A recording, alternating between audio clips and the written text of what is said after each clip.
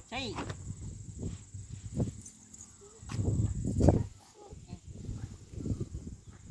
அவங்க ஒன்றும் தொட்டு நல்லா வரமாட்டாங்க.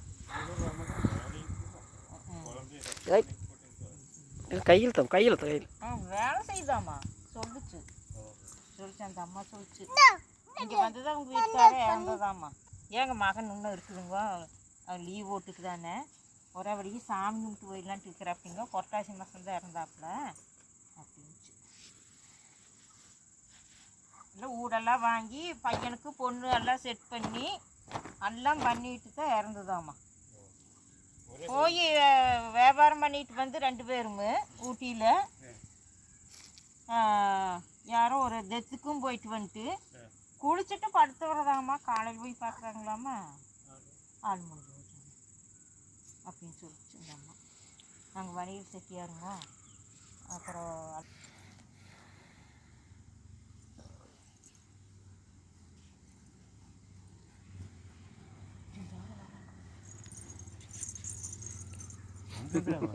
தோசை தோசை தோசை அம்மா தோசை சொல்லு. ஓகே வண்டி வருது.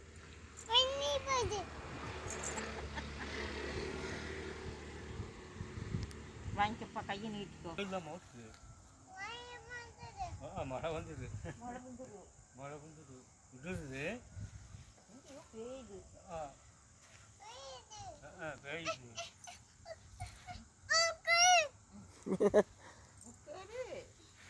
உட்காருங்க. அண்ணே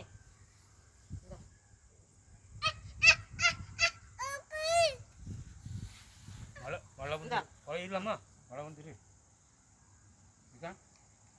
மழை வந்து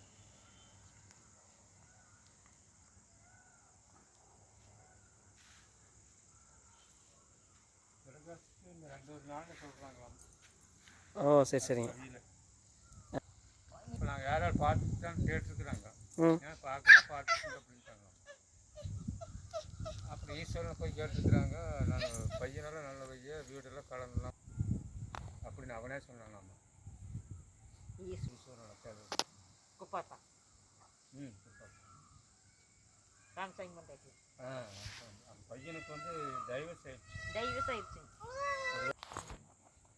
ஈஸ்வரன்னு செல்வான்னு கலந்துருப்பாங்க. ஆமாம். அப்புறம் நம்மளுக்கு இது முடிச்சுக்கலாம். அவன் பயில் பண்ணாட்டு இருக்கிற அவனையும் கட்டும்போது சொத்துக்குன்னு கட்டினாலும் கட்டுவாங்களேன்னு நம்மளுக்கு என்ன தெரியும்.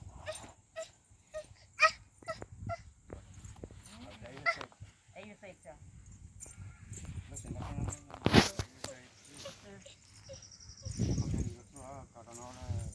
35 லட்சம். அது ஈஸ்வரன் தான் கட்டினாங்க. காடு விட்டு போனால் 75 80 வந்துதாம்மா. 35 ரூபாய் கட்டிட்டு 40 ரூபாய்க்கு வீடு கட்டிக்கலாம். அந்த வீடு 40 ரூபாய். அப்போ கட்டியில் தோசை தோசையம்மா தோசை தோசை